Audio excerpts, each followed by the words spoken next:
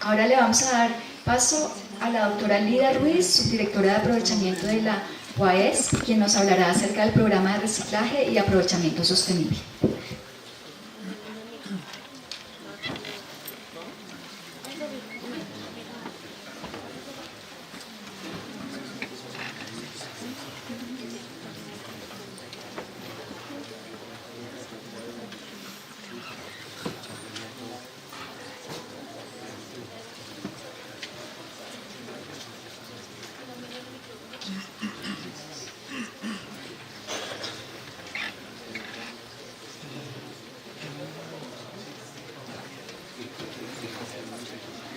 Bueno, muy buenos días a todos. Gracias por asistir a este importante evento de discusión sobre los temas tan importantes para la ciudad como es el manejo de los residuos sólidos. En nombre de la unidad administrativa les agradecemos el interés y la participación. Como lo anunciaron hace un momento, voy a hablar sobre el tema del esquema de aseo, cómo se encaja el nuevo esquema de aseo que les explicó el doctor Jan Lisser con el tema de aprovechamiento de los residuos sólidos y posteriormente ya como tal el tema de aprovechamiento de residuos sólidos. Aquí vemos pues unas imágenes muy impactantes que es lo que vemos en el día a día en nuestra ciudad, cómo los recicladores de oficio operan en este momento utilizando pues unas normas no muy adecuadas en el manejo de la separación en la fuente, generando regueros en las vías públicas, teniendo que meterse literalmente dentro de las canecas que sacan los usuarios de los residuos para efectos de poder clasificar, poder separar y poder obtener el material con el que ellos posteriormente hacen la comercialización y actividad de la cual pues viven los recicladores de oficio. Para atender esta situación y entendiendo que uno de los puntos pilares para la administración distrital y específicamente para la UAS era solucionar esta problemática, se pensó en cómo articular la adjudicación de los concesionarios del servicio de recolección, barrido y limpieza, el esquema de aseo que se entregó mediante las áreas de servicio exclusivo, cómo articular ese esquema con la actividad de aprovechamiento. Para tal fin se hicieron varios anexos, pues las licitaciones son unos pliegos de condiciones que los operarios deben cumplir, como lo mencionaba el doctor Jan Lisser, y esos pliegos de condiciones tienen varios anexos. En especial voy a hablar de dos anexos, el anexo número 2, que es el de actividad, el que tiene la relación con la actividad de aprovechamiento, y el anexo número 11, que es el que tiene que ver en los temas de contenerización y cómo también se articula esta figura con el aprovechamiento y con la actividad de los recicladores de oficio. Dentro del anexo 2, el primer punto que tratamos, el más importante, es el acceso cierto y seguro. Y para garantizar el acceso cierto y seguro del material aprovechable a los recicladores, se establece en los pliegos de condiciones que el concesionario no puede recolectar, transportar ni los residuos sólidos aprovechables. No lo puede hacer ni directamente, ni a través de sus colaboradores, de sus operarios, ni a través de interpuestas personas. Para efectos de poder coordinar la actividad con las rutas de recolección de reciclaje, las rutas selectivas, se establece que ellos deben informar oportunamente las zonas, horarios y frecuencias de sus rutas de recolección, de manera que el reciclador de oficio sepa cómo puede articular su actividad sin interferir en la recolección normal de la prestación del servicio, pero pudiendo acceder al material aprovechable. Y cualquier cambio frente a estos temas deben informarlos como mínimo con 15 días de anticipación para efectos de que el reciclador pueda obviamente hacer los ajustes necesarios en sus actividades.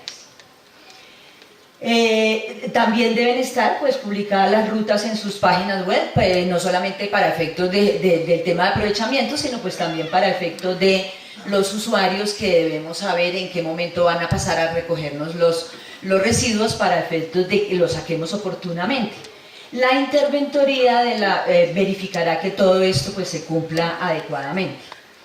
Dentro de los aspectos comerciales, aquí lo que hicimos más básicamente en el anexo 2 fue vincular los temas que están establecidos en el decreto 596 de 2016, que es la norma que reguló y organizó toda la actividad de aprovechamiento de residuos sólidos. Entonces, en esos aspectos tenemos que los concesionarios deben o están obligados a brindar por lo menos 10 capacitaciones en el primer año a los recicladores de oficio y a las organizaciones de recicladores para fortalecerlos en su parte comercial, para apoyarlos en el tema de manejo de peticiones, quejas y recursos, para apoyarlos en el tema de contrato de condiciones uniformes, porque a raíz del decreto mencionado los recicladores ya deben formalizarse como prestadores de servicio de aseo en la actividad de aprovechamiento. Entonces estamos pues obviamente a través de la UAES con un equipo de fortalecimiento que los apoya en esas actividades, pero adicionalmente les incluimos a los concesionarios varias obligaciones en ese sentido para apoyar y reforzar más esta actividad. Los concesionarios también deben manejar la cartera de aprovechamiento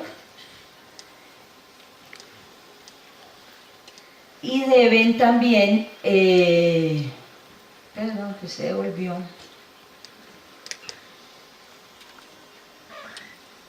manejar la cartera de aprovechamiento, calcular las tarifas de la actividad de aprovechamiento teniendo en cuenta la información que los recicladores deben cargar en el Sistema Único de Información de la Superintendencia de Servicios Públicos,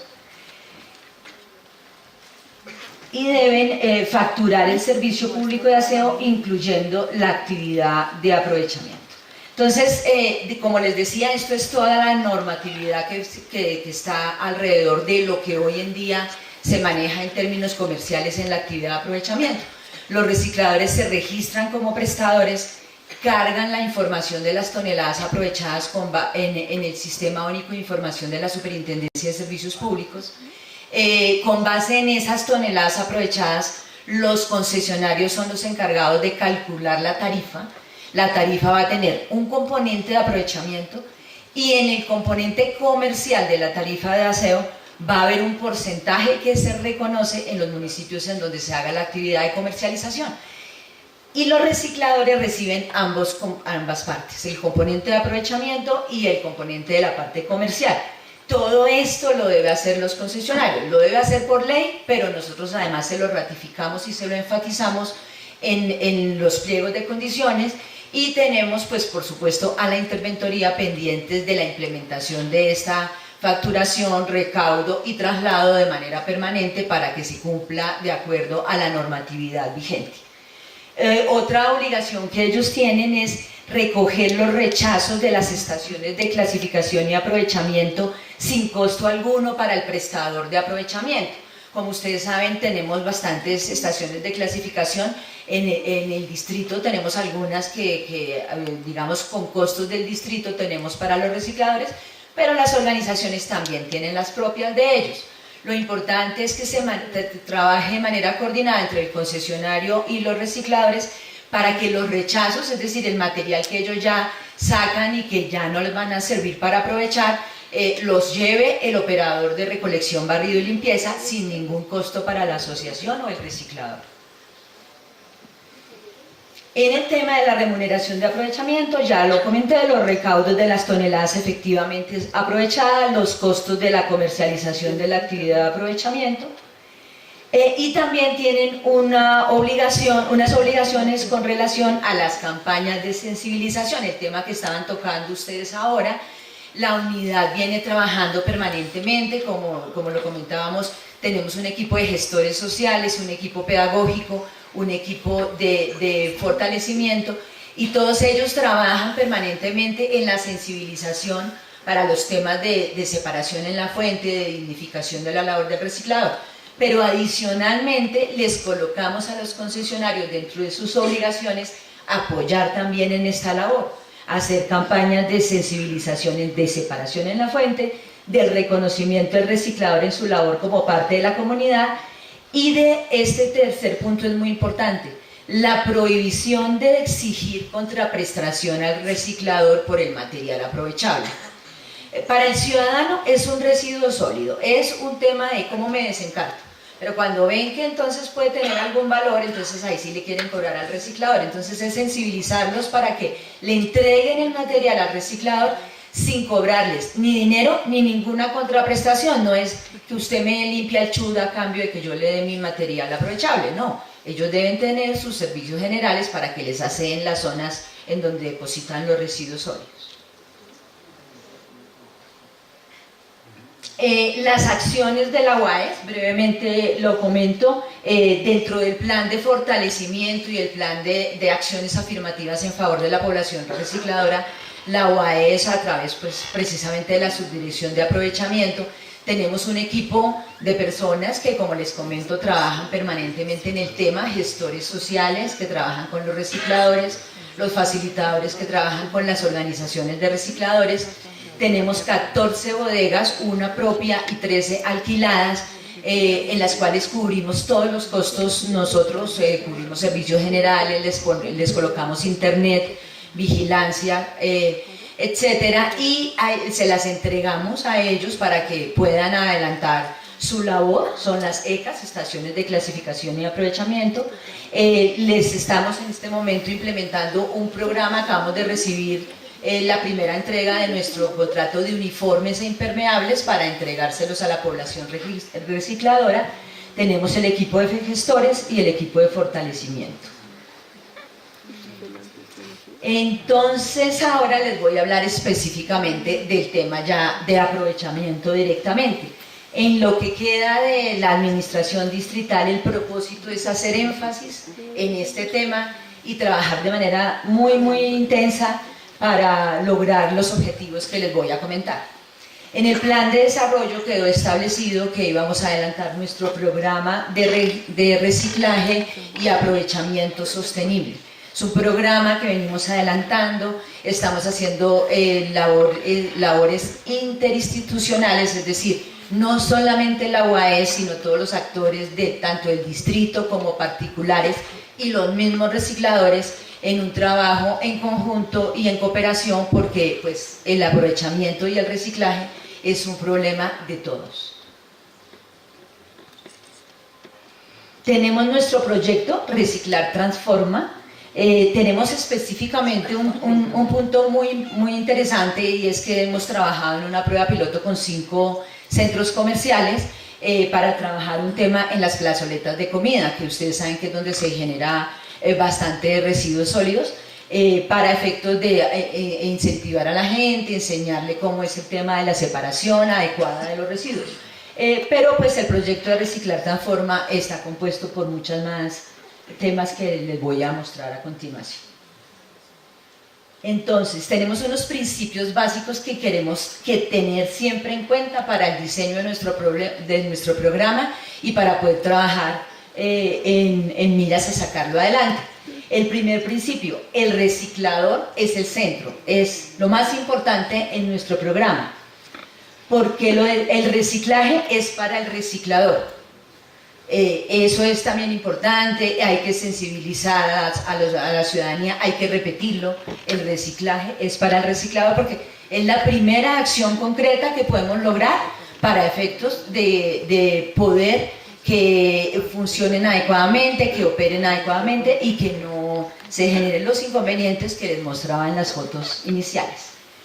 El cambio se produce con incentivos. Hay que establecer claramente cuáles son los incentivos que generan un cambio de comportamiento en las personas, desde todo punto de vista y desde cualquier papel que usted desempeñe en la cadena de los residuos sólidos que generan los residuos aprovechables. Esta es una política de Estado, no de gobierno, debe ser permanente, debemos trabajar todos en eso, independientemente de que hayan cambios en ese sentido. Y es un enfoque sistémico. Quiere esto decir que para poder nosotros impactar verdaderamente en el tema de mejorar el aprovechamiento de los residuos sólidos y de aprovechar al máximo los residuos sólidos, debemos pensar en toda la cadena, desde la producción del bien, cómo es su cadena de su recorrido hasta que se genera el residuo sólido y cómo podemos reincorporar ese residuo sólido otra vez en la cadena de producción. En ese sentido, impactar toda la cadena de valor. Y también nos ha dicho la experiencia, la solución no es una estrategia de comunicación. Si solamente hacemos campañas de sensibilización y colocamos publicidad y hacemos propagandas por televisión y le damos volantes a los usuarios, eso solo no funciona. Hay que pensar en el enfoque sistémico. Aquí están nuestros pilares, nuestros 6 temas fundamentales que queremos trabajar para el tema de reciclar, transforma. Gerencia del sistema, dividir el problema para unir fuerzas, es decir, empezar a dividir toda la cadena del producto desde sus orígenes, desde su producción hasta la finalización, hasta que se genera el residuo, mirar todos los actores, todos los participantes, los grupos de interés que afectan en eso, mirar cómo cada uno de ellos impacta en el tema y mirar qué incentivos se pueden dar a cada uno de esos grupos para lograr cambiarles los comportamientos, generar aprovechamiento y generar la dignificación de la labor del reciclador.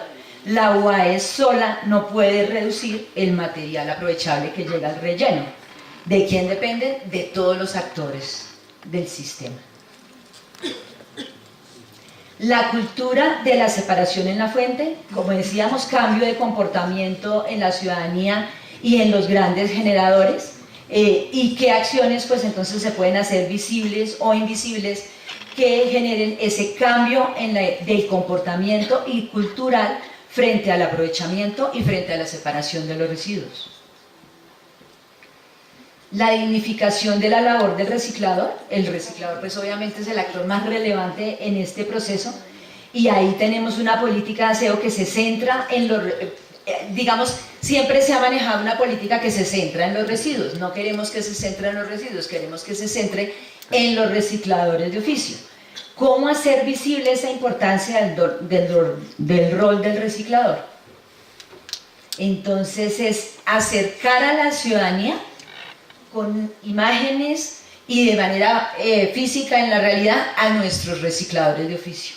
Cómo hacen un trabajo de colaboración, cómo hacen, pues cómo son seres humanos como todos nosotros que viven de su trabajo, que es un trabajo digno, que es un trabajo respetable, que es un trabajo que cada vez más se van fortaleciendo y se van formalizando como tal. Es una comunidad en las condiciones en que ellos trabajan. La constancia, la permanente actividad que ellos adelantan, la creatividad, cómo hacen para poder hacerse a sus herramientas de trabajo de manera creativa, de manera recursiva y de manera, obviamente, aprovechando el material que ellos mismos recogen. La empatía, la camaradería, la cercanía con ellos. La experiencia. Los recicladores de oficio llevan muchos años trabajando en la ciudad, conocen del tema de aprovechamiento mejor que todos nosotros porque es su día a día y son los expertos en ese tema y por eso es que estamos haciendo estos programas en conjunto con ellos porque ellos son los que nos pueden enseñar. La fraternidad. Con todas estas cosas lo que queremos, como les digo, es acercar a la ciudadanía al gremio reciclador y dignificar su labor. Por último, pues está el tema muy importante de la optimización de las cadenas de valor, levantar y estudiar las cadenas de valor para cada uno de los materiales y adelantar estrategias pues para hacerlas más eficientes. Determinar por qué hay materiales que sí se pueden comercializar y hay otros que no. Entonces, por ejemplo, está el tema del icopor, que suele ser el ejemplo clásico, en donde el icopor pues es un material que no pesa y que si está contaminado pues no se puede aprovechar adecuadamente. Entonces hay que pensar para cada uno de los materiales cuál es esa cadena de valor, cuáles son esas circunstancias, en dónde se generan, en dónde lo contaminamos, porque es muy importante para para hacer una adecuada separación en la fuente si el residuo está contaminado o no lo está, y mirar si se comercializa o no. Si es un material que el reciclador no puede vender de manera adecuada a unos precios razonables, pues obviamente no va a tener ningún incentivo para reciclarlo. Y si es un problema para la ciudad, pues porque se convierte en residuo que va al relleno sanitario. Y la dinamización del aprovechamiento, fortalecer la creación de empresas con estos tipos de materiales especiales que no trata todo el mundo, tratar de ser creativos en empresas que transformen cada vez todos los tipos de materiales aprovechables de bienes de consumo. Cómo incentivar esa industria, cómo incentivar ese uso de la materia prima proveniente de materiales aprovechables en la elaboración de nuevos productos, sin afectar la calidad de los mismos. Y la responsabilidad extendida al productor y al vendedor. Esto es una cosa muy importante, esto es una cosa que deben generarse incentivos nuevamente para los productores, para que desde el momento en que están haciendo sus productos y mirando cómo van a empacar sus productos, sean conscientes que todo es una cadena de valor y que ellos pueden utilizar material aprovechable, material que podemos reincorporar nuevamente en la cadena de producción, pero que si no lo hacemos desde ese momento, pues no estamos generando un adecuado aprovechamiento y no estamos generando pues nuestros beneficios ambientales que queremos para toda la ciudad. Y la innovación para mejorar las condiciones de los recicladores. Tenemos en la UAS un grupo de innovación, un grupo que se acerca permanentemente a ellos, que hacen actividades con ellos, están haciendo talleres para fortalecerlos en diferentes temas, por ejemplo, manejo de computadores, páginas web, etcétera, para mirar cómo es la atracción de los vehículos, talleres de diseño, de empatía, recorridos con ellos, tanto nuestros gestores como nuestro equipo de innovación hacen recorridos con el reciclador de oficio para entender su actividad, para entender cómo es la operación. La UAS adelantó un estudio para efectos de caracterización de residuos sólidos, empezar a pensar en microrutas para efectos de mirar cómo se les hace una adecuada sustitución de vehículos. Y todo esto pues debe ser de la mano permanente de la gente de la UAS que entienda cómo es la operación de ellos. Charlas y espacios de intercambio, innovación a la calle, Wikiresiduos, que es lo que queremos construir como un gran directorio de todos los actores que tengan que ver con el tema de residuos sólidos, construido por la UAS pero con la alimentación de todos. Y la visibilización del reciclador, tratar de que permanentemente la ciudadanía entienda que es el reciclador de oficio, que es una labor digna, que es una labor decente, que es una labor que está cada vez fortaleciéndose y capacitándose ellos cada vez más en esa labor. Esto es el Día del Reciclador, que es el 1 de marzo. Estuvieron todos ellos en la Plaza de Bolívar, un acompañamiento de la UAS, y pues ese día, en honor a ellos, en la Torre Colpatria aparecieron los mensajes: Bogotá reciclar, más reciclaje, menos basuras, y numeral yo apoyo al reciclador, permanentemente durante los días 1 y 2 de marzo en la Torre Colpatria, en honor a ellos. El reciclaje es para el reciclador. Muchísimas gracias.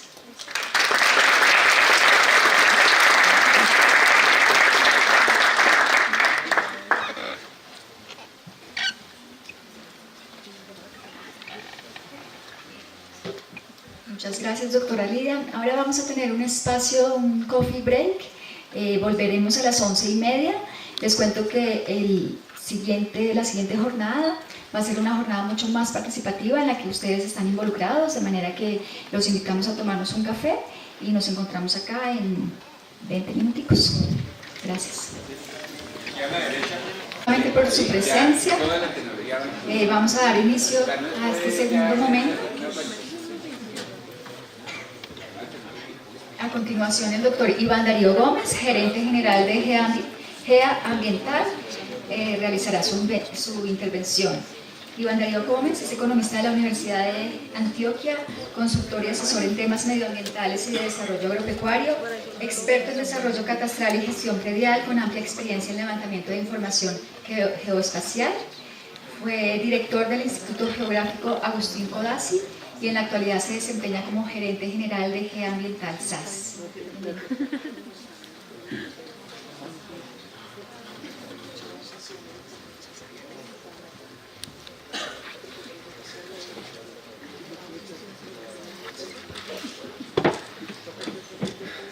Buenos días para todos ustedes.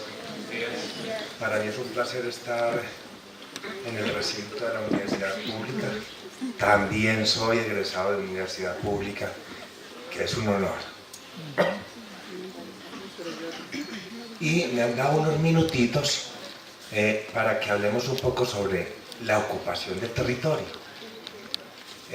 Nosotros provenimos de una línea latina de ocupación del territorio. Nosotros venimos de Grecia, Roma, España, Francia, Portugal, México hasta Argentina. Y tenemos una forma muy especial de ocupar el territorio urbano y el territorio rural. Para introducir un poco el tema, pues a mí me gustaría decirles que si a uno le preguntan por qué Bogotá está donde está, dar esa explicación es muy difícil. Es muy difícil en el sentido que es una ciudad que va llegando a los 10 millones de habitantes y alguien la fundó acá por algún motivo específico. Y si nos dicen por qué las ciudades colombianas, venezolanas, ecuatorianas, peruanas están ubicadas allá en la montaña, en los sitios más escabrosos, donde la lógica diría no tienen por qué ubicarse a 1500 kilómetros de las costas, pues es muy difícil dar una explicación diferente a que quienes...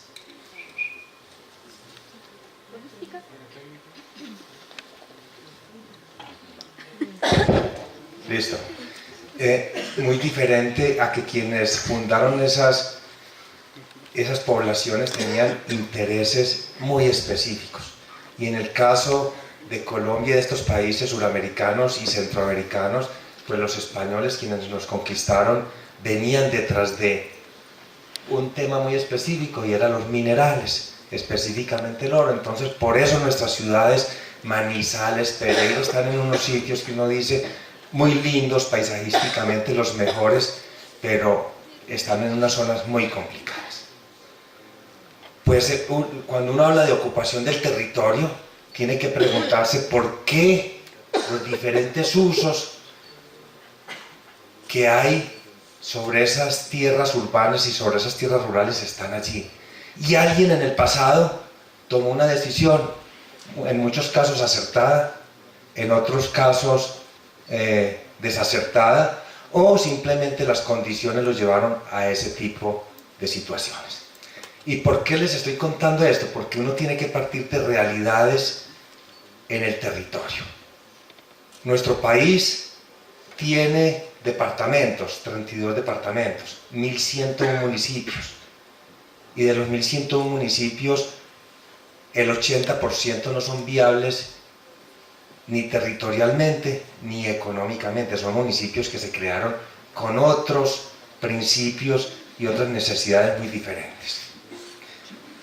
Les quería contar esto porque cuando uno habla de ocupación del territorio, como lo vamos a ver ahorita, para el caso específico del relleno sanitario, pues allí hay unos modelos de ocupación de ese territorio que nos dicen por qué estamos ahí, qué circunstancias hicieron que alguien tomara una decisión, y hay una decisión que lleva 30 años y que tenemos que convivir con ella de alguna manera.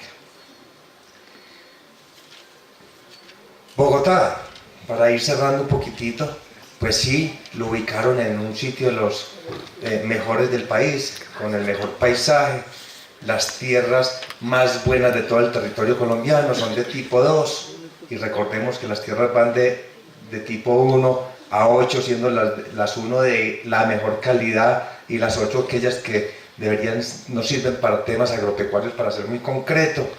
Y obviamente la sabana de Bogotá cumplía con unas características muy especiales, estaba en la montaña, cerca donde estaban las riquezas mineras, con un paisaje maravilloso y unas tierras que permitían sobrevivir, que la gente pudiese cultivar para sobrevivir. Y construimos un territorio urbano, construimos un territorio rural que hoy se nos está urbanizando a pasos agigantados, la sabana de Bogotá, donde ya tenemos muchas zonas francas, viviendas, etcétera, etcétera, y son circunstancias y realidades que no podemos desconocer. Con esa pequeña introducción, pues miremos un poquitico este tema donde estamos ubicados.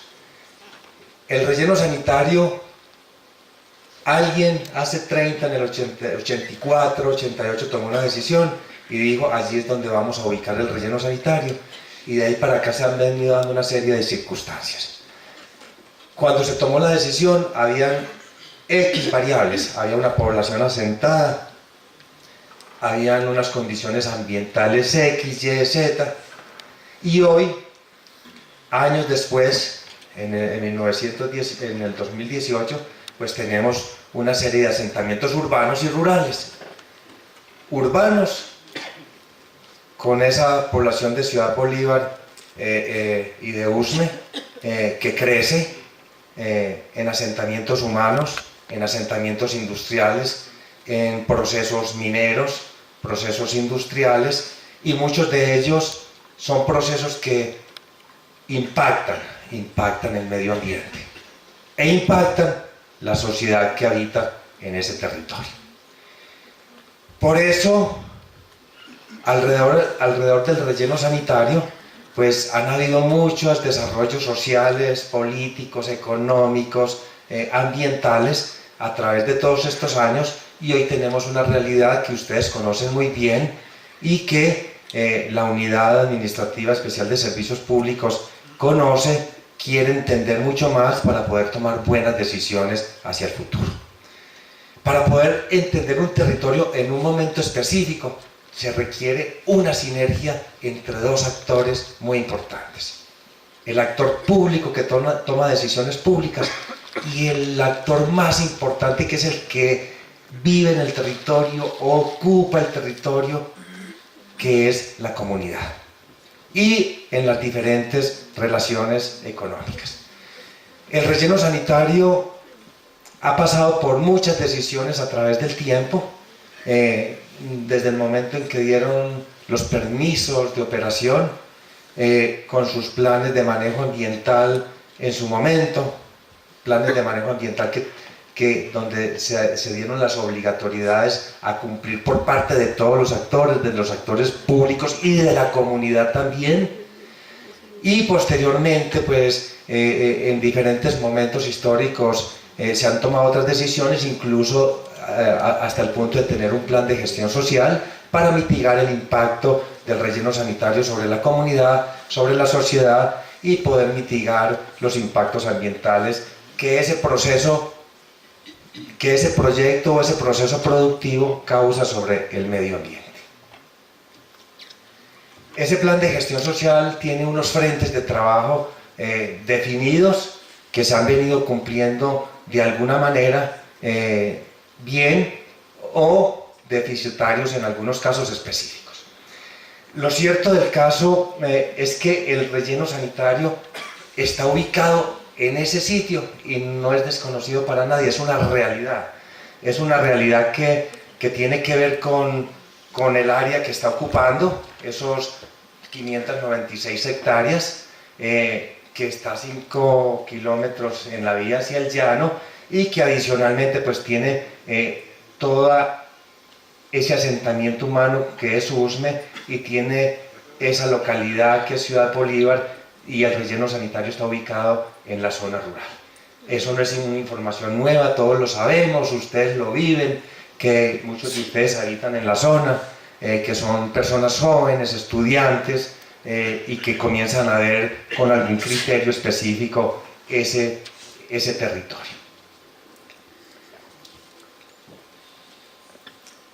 La delimitación de la zona de influencia del relleno sanitario también ha pasado por diferentes momentos, dependiendo de los actores que intervienen allí en esas decisiones, y hubo una resolución del 386 del 2011, por medio de la cual se crea se adopta el plan de gestión social de la zona, donde dice que hay una zona de influencia del relleno sanitario, donde dice que se hace por UPZs en el Mochuelo, en Monteblanco, en Gran Yomasa, en Los Comuneros y en la Unidad de Planeamiento Rural del Río Tunjuelo, para tener un número de barrios en cada una de esas UPZs y un área de influencia.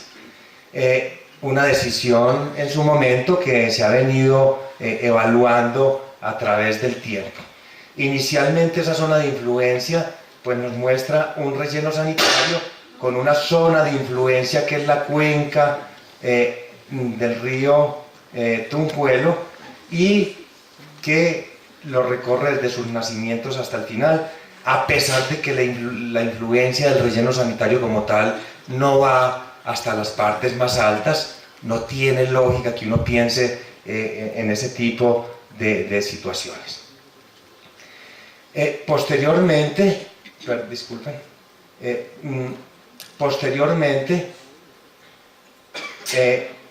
la CAR en la licencia 1351 y en la resolución 2320 del 2014 identifica una zona de influencia que está sobre las mismas UPZs, pero con un área de 4.734,51 hectáreas, definida como la zona de influencia del relleno sanitario, y que impacta, o es la zona de influencia en un 78.2% es rural y en un 21.8% es urbano. Hasta ahí es una decisión de Estado que dice: esa es la zona de influencia del relleno sanitario, ese es el área, y estamos impactando un área rural en un porcentaje del 72%, del 78% del territorio, y estamos impactando en un 28% la zona rural. Hasta ahí es otra información más sobre el territorio que le permite a uno visualizar y ver qué está pasando allí. Pero en esa zona de influencia están los asentamientos humanos, las viviendas donde todos nosotros vivimos, está el comercio, está la industria, hay unas zonas mineras también allí, están las canteras que también impactan sobre la misma zona de influencia del relleno sanitario. Es decir, encontramos un territorio donde todos convivimos, todos vivimos, todos usamos los recursos naturales, muy poquiticos los cuidamos, no mitigamos el impacto ambiental, y el impacto llega sobre la misma zona donde compartimos socialmente todos los actores que estamos allí. Recuerden que a mí me pidieron el favor de que les hablara un poquitico sobre ocupación del territorio, y estoy tratando de ver la zona de influencia del relleno sanitario para poder ver ese territorio, cómo lo estamos impactando desde el punto de vista ambiental, desde el punto de vista social y desde otras perspectivas como la económica y la de asentamientos humanos.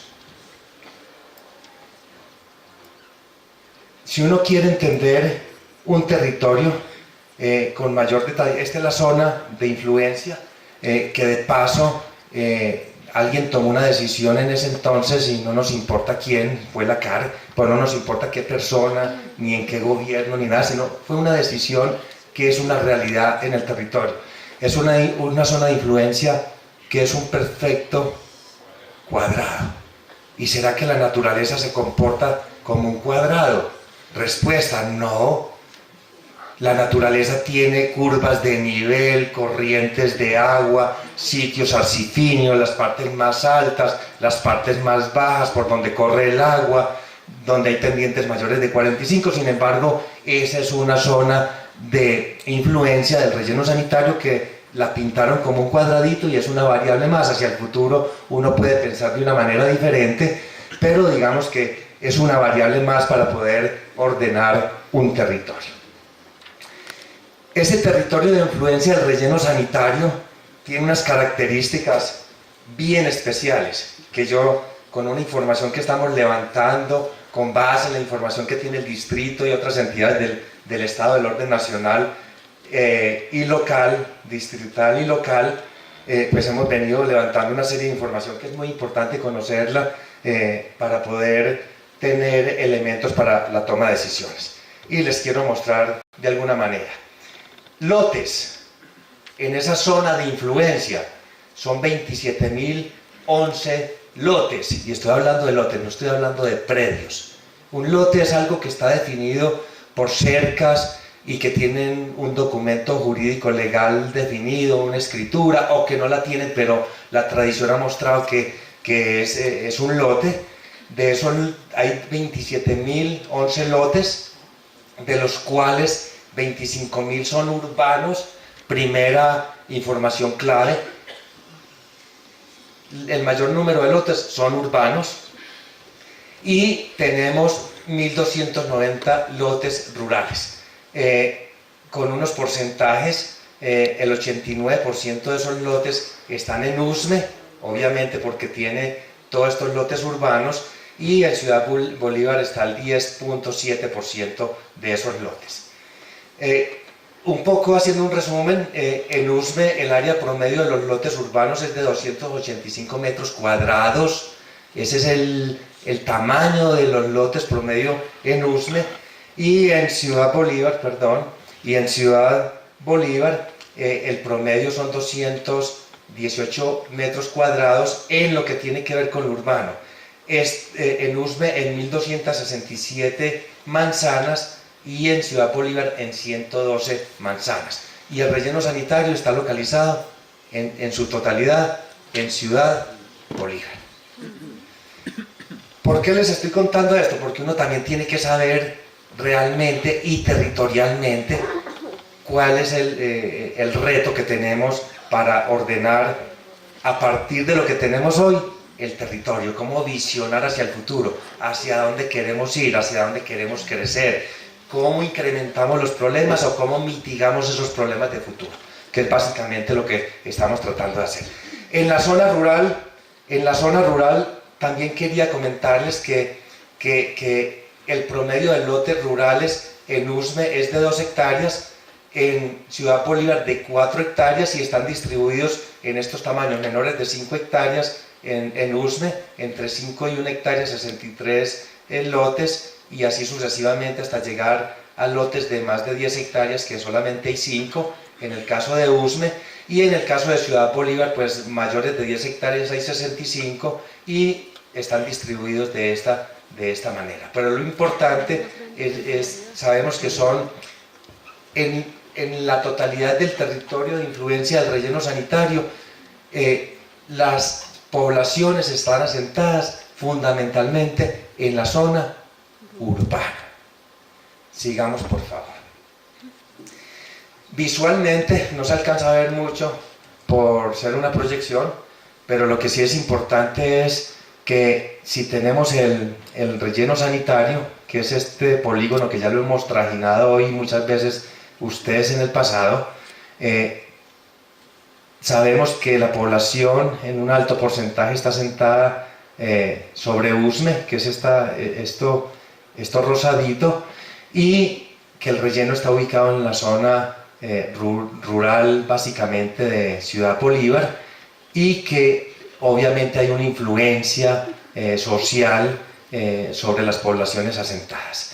Y básicamente, pues lo que quería decirles con esta proyección es que el área del perímetro urbano de Usme está en 363 hectáreas, el área del perímetro urbano de Ciudad Bolívar son 383 hectáreas, y el área del perímetro urbano de la Ciudad Bolívar solamente es 18.6 hectáreas. Eso es un elemento fundamental para poder visionar el futuro de la zona. ¿Qué ha pasado desde hace 30 años para acá? Que es una cosa muy importante. ¿Ha crecido, no ha crecido? ¿hay más gente? ¿No hay más gente? ¿Por qué hay más gente? Pues inicialmente todas las poblaciones tienen un crecimiento vegetativo, que es aquel crecimiento que está asociado a la reproducción de las familias. El papá, la mamá tienen hijos, los hijos se casan, tienen otros hijos y se asientan, en muchos de los casos muy cerca, donde está el eje articulador, su familia, sus abuelos. Sí, ha habido un crecimiento poblacional en la zona, ahora les digo los porcentajes, y obviamente ha habido un incremento sobre la ocupación del territorio, es decir, esas zonas que se han ocupado han ido creciendo, y han ido creciendo hacia diferentes lugares, hacia el sur, hacia el norte, hacia el oriente, hacia el occidente, y las personas y las familias se ubican en algún sitio del territorio, independiente, así es una zona de riesgos, así es una zona con mayor impacto en los proyectos que se desarrollan en la región, pero esa es la naturaleza del ser humano, uno se asienta donde puede, donde lo dejan, donde le alcanza la plata para ubicarse, y esa es una realidad social que tenemos que entenderla, convivir con ella, mitigar los impactos y seguir el crecimiento de la población y la vida cotidiana de la gente en las mejores condiciones. Pero lo que sí quería mostrarles es que en Usme, entre el 98 y el 2004, se aumentó en un 5,1% la ocupación del territorio, es decir, se aumentó en 5% el área ocupada. Entre el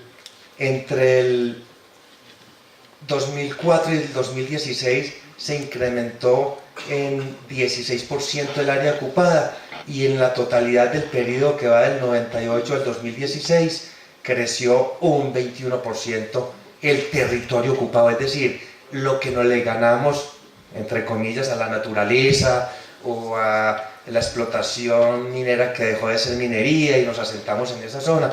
Lo cierto del caso es que espacialmente hubo unas ocupaciones adicionales, como en estos sitios que estoy señalando, que creció ese territorio y esa ocupación del territorio. Y en el caso de Ciudad Bolívar, que toca más la zona rural, desde el año 2004 al 2016 creció en un 17, en un 19% la ocupación de ese territorio, en diferentes usos, asentamientos humanos, industrias, canteras, cementeras, etcétera, etcétera. Ustedes conocen el territorio a profundidad. Lo importante de este tema es que cuando uno quiere entender por qué un territorio tiene dificultades y tiene problemas, tiene que mirar de dónde venimos, cómo hemos ocupado el territorio, quién llegó primero, quién llegó segundo, no importa quién llegó de segundo o de tercero, estamos ahí.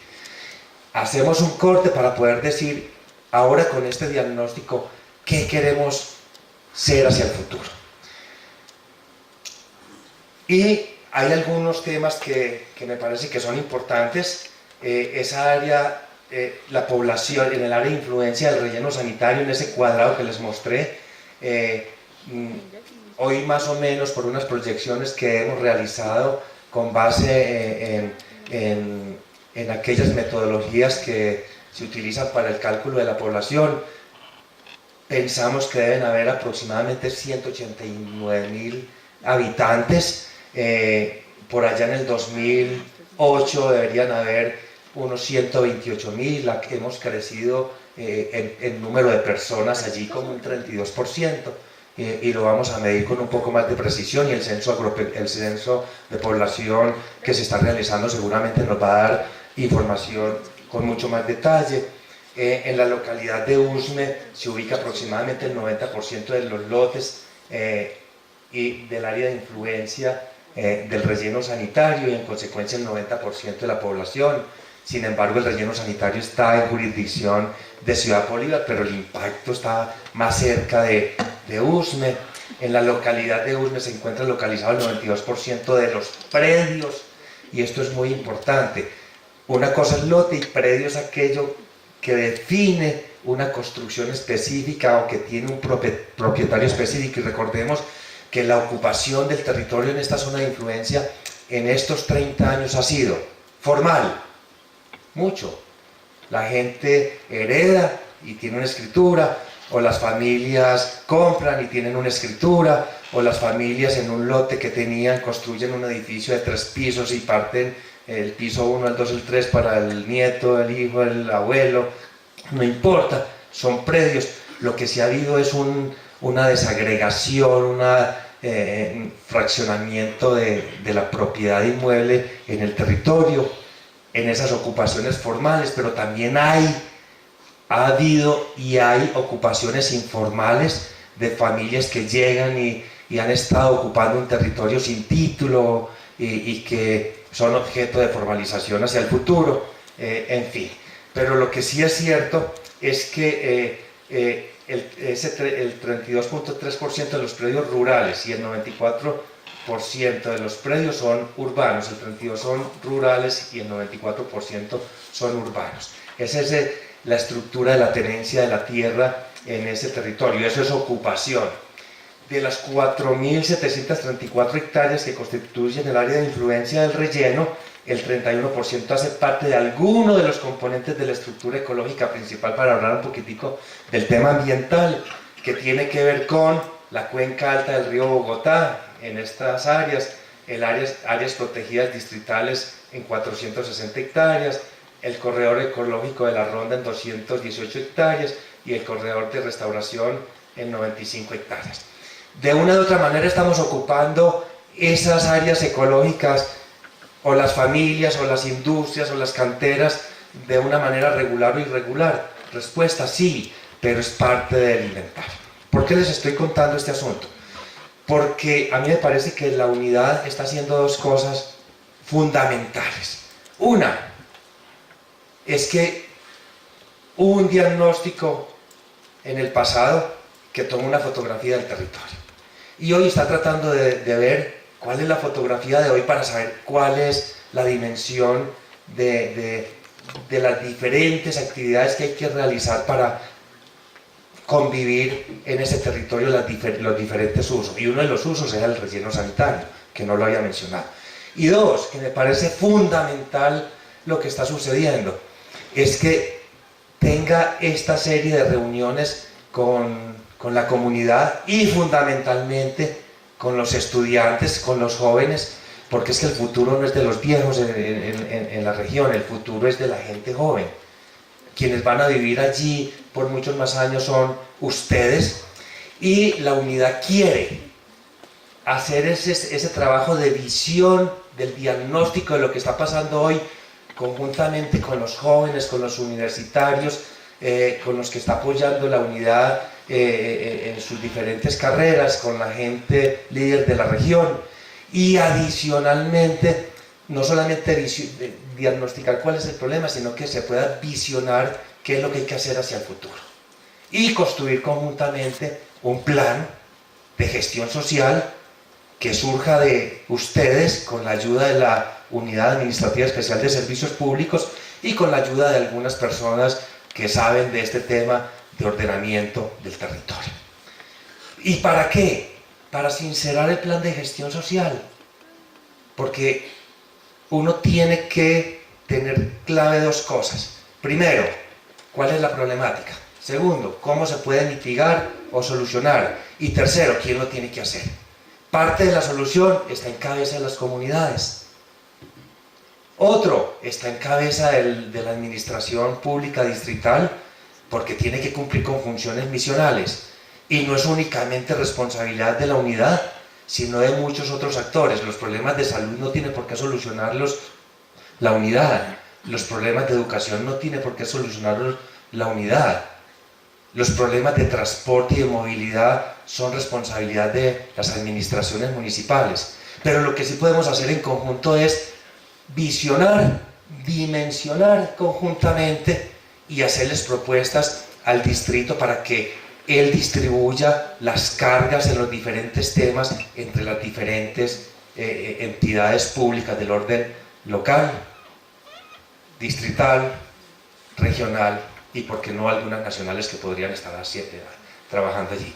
Y con otros actores que que tienen intereses en la zona, como los industriales, de diferentes sectores, desde los comerciantes, que de una u otra manera pueden visionar para dónde vamos hacia el futuro. Lo cierto del caso es que un territorio se ocupa por voluntad, decisiones públicas o por voluntad de las familias, primero.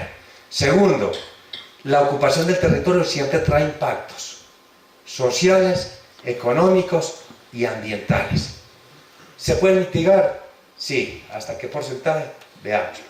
¿Se puede solucionar? Es posible que sí, pero solamente con una premisa, es con un trabajo conjunto entre la comunidad y la acción pública. Y la unidad está siendo de facilitador porque tiene un interés muy importante, que es un interés público, porque allí está ubicado el relleno sanitario. Entonces lo que estamos haciendo básicamente es, hoy haciendo como una fotografía, que la vamos a construir con ustedes, y vamos a construir un poco de futuro con ustedes, y vamos a encontrar algún tipo de proyectos de solución, y vamos a ver cómo se distribuyen entre diferentes actores que cumplen funciones misionales diferentes. Quiero terminar para utilizar mi tiempo, que me dieron 25 minutos y ya voy como en 28. De los viejos hay que aprovecharles el conocimiento, pero los jóvenes tienen que sincronizarse porque ellos son quienes construyen el futuro individual, pero construyen el futuro colectivo de una sociedad, en este caso, esta zona de influencia del relleno sanitario. Gracias.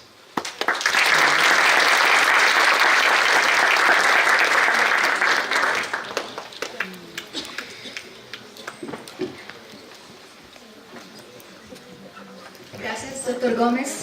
Vamos a dar inicio ahora al conversatorio de manejo adecuado de residuos sólidos. Damos la bienvenida a nuestros panelistas, quienes amablemente nos acompañan este día para debatir sobre el manejo adecuado de residuos sólidos. El objetivo de este conversatorio es tener en cuenta a los diferentes actores de la sociedad que participan en el manejo del ciclo de vida del material aprovechable y contar con diferentes puntos de vista para entender la complejidad del manejo integral de los residuos sólidos urbanos en el contexto de economía circular.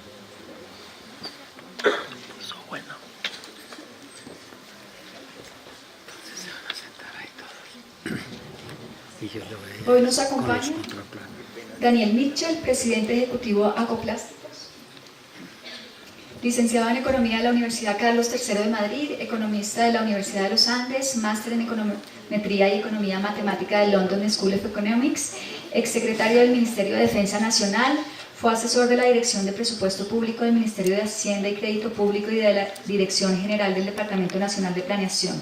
Se ha desempeñado como investigador asociado al Consejo Privado de Competitividad. En la actualidad se desempeña como presidente ejecutivo de la Asociación Colombiana de Industrias Plásticas, Acoplásticos. Bienvenido. Nos acompaña también el profesor Jairo Leonardo Cuervo, docente de la Universidad Nacional de Colombia, ingeniero agrónomo de la Universidad Nacional, doctor en Ciencias Agropecuarias con énfasis en herbología, magíster en Manejo Integrado de Recursos Naturales con énfasis en manejos de bosques tropicales. Se ha desempeñado como docente de las universidades Jorge Tadeo Lozano, Javeriana, Manuela Beltrán, Fundación para el Desarrollo Rural Comunitario, entre otras. Actualmente asesor docente y director del Programa de Técnicas Forestales de la Universidad Nacional. Bienvenido, profesor. Nos acompaña también María del Carmen Aguillón Pulido, gerente general de la Asociación de Recicladores Siniambore. Recicladora de oficio, fundadora y representante legal de la Asociación de Recicladores Siniambore, gestora de 2 grandes proyectos de aprovechamiento de residuos en asocio con la Alcaldía Local de Ciudad Bolívar y cuenta con amplia experiencia en el tratamiento de materiales aprovechables. Bienvenida, señora María del Carmen. Nos acompaña también la señora Luzmila Rodríguez, gerente general de la Asociación de Recicladores Azorema, recicladora de oficio, fundadora y representante legal de la Asociación de Recicladores Azorema, amplia experiencia en el tratamiento de residuos sólidos, ha desarrollado varios proyectos en el manejo y recuperación de materiales aprovechables, invitada a participar en varios foros relacionados con el manejo integral de residuos sólidos en diferentes ciudades de Colombia y galardonada por el Honorable Consejo de Bogotá, la CARI y el Jardín Botánico por su labor como educadora y promotora ambiental. Bienvenida, señora Luzmila. Y por último, pero no menos importante, está el doctor Francisco Javier Erazo Bustos, coordinador del SEGAE de la Secretaría Distrital de Ambiente, ingeniero ambiental de la Universidad de La Salle, especialista en Derecho Minero y Petrolero de la Universidad Externado de Colombia, cuenta con experiencia laboral de 8 años en el tema de manejo de residuos peligrosos en entidades de orden público y privado y actualmente se desempeña como coordinador del SEGAE de la Secretaría Distrital de Ambiente. Bienvenido, doctor Francis. Y quien va a moderar nuestro conversatorio, Santiago Amador, jefe de la Oficina de Innovación de la UAESP, de la Unidad Administrativa Especial de Servicios Públicos.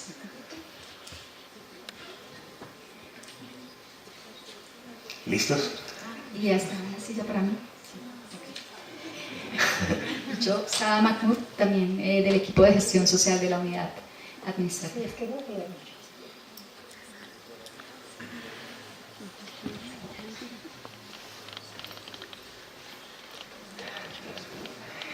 Bueno, muy buenos días, casi tardes para todos. Muchas gracias a los invitados por aceptar esta invitación. Somos un grupo muy diverso con el que creo que vamos a poder responder desde distintas perspectivas las mismas preguntas y de pronto dar soluciones a los mismos problemas. La metodología es, vamos a ir haciendo preguntas.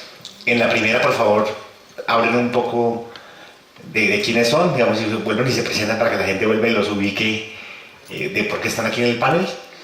Y la idea es hacer respuestas relativamente cortas para podernos oír entre todos y después abrir algunas preguntas del público. Bueno, vamos a empezar con esta y si quieren empezamos en este orden.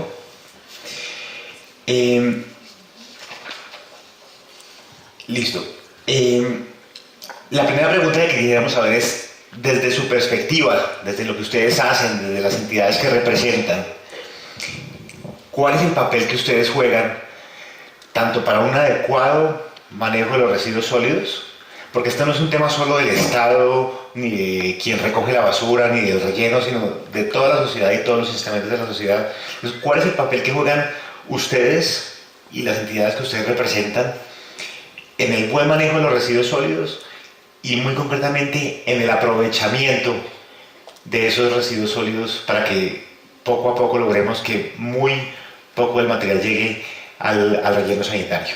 Entonces, si quieren, empezamos así. Vale, perfecto.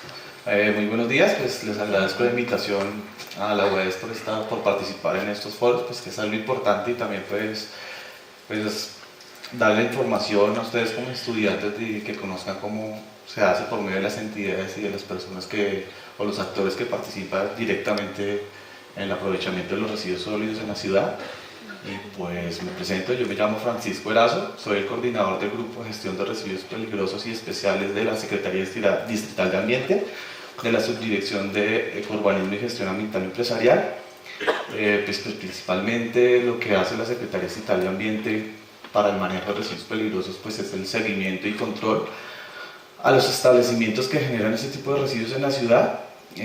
Pues también hacemos campañas de sensibilización directamente desde la parte de gestión, pues lo que nos interesa es promover la adecuada disposición de este tipo de residuos porque pues tienen un manejo especial y eso es lo que nos importa a nosotros como la subdirección de gestión.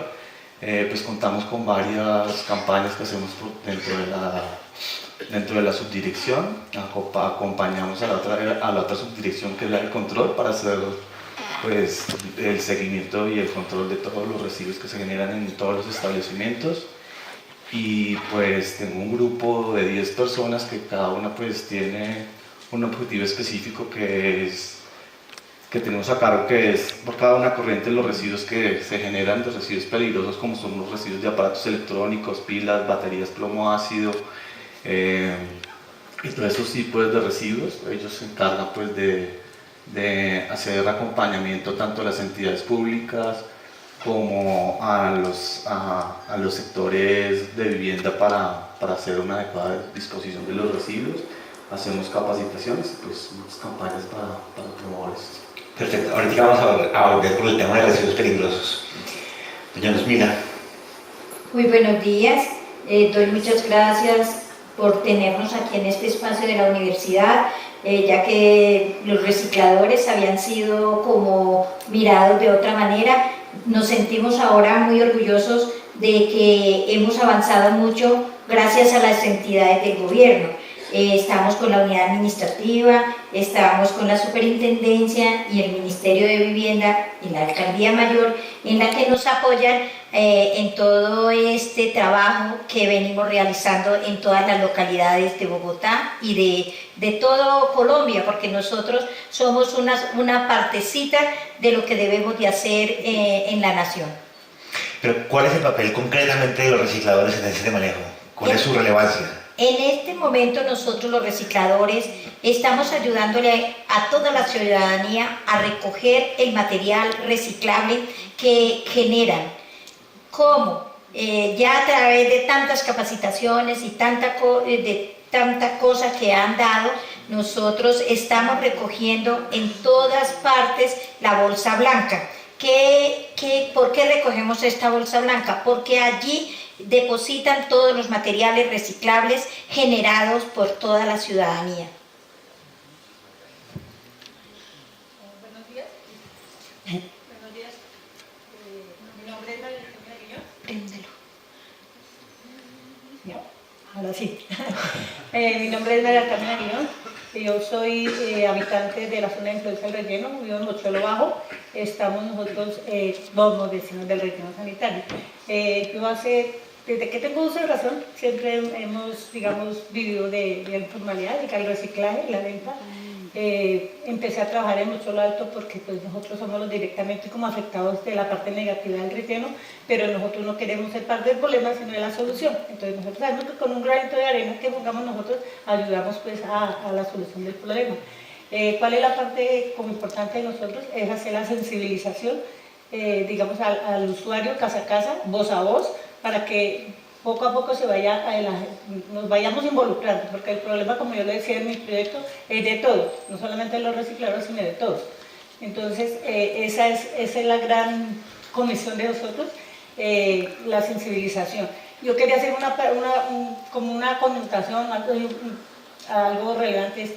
Nosotros siempre decimos vamos a hacer la sensibilización casa a casa de la separación en la fuente, pero también yo creo que lo más importante también sería en el consumismo. Digamos que la gente que compra cosas digamos que porque cambió el color de la sala, entonces ya la cambió por otra cosa. Entonces, ahí también yo creo que se podría trabajar mucho esa parte en el consumismo, que realmente compremos lo que necesitamos. Entonces, esa es como la labor de nosotros. Ayudar para que todo el mundo nos metamos en el cuento y seamos parte de la solución y no del problema.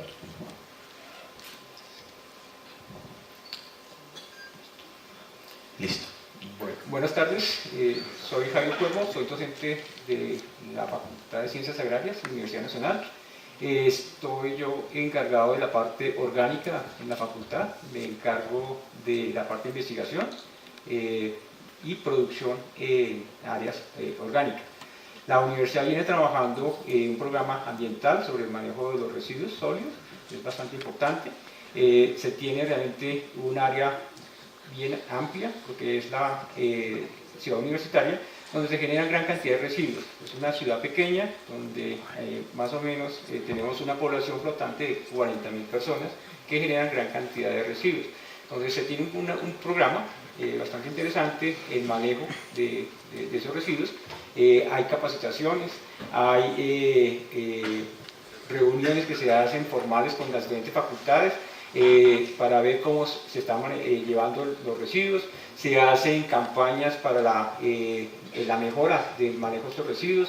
Se cuenta con un área en la parte de producción orgánica, que es los invernaderos, donde se está generando el manejo de los orgánicos. Tenemos como ciudad universitaria, en la parte pecuaria tenemos animales, hay gran cantidad de residuos que salen de los animales, hay residuos que salen de la parte de manejo de podas de la ciudad universitaria, tenemos de la poda de los árboles, también sale gran cantidad de material, tenemos de los establos, de las casas, de las camas de los animales también salen residuos, de las oficinas salen residuos, de las cafeterías salen residuos. Entonces estamos haciendo investigación.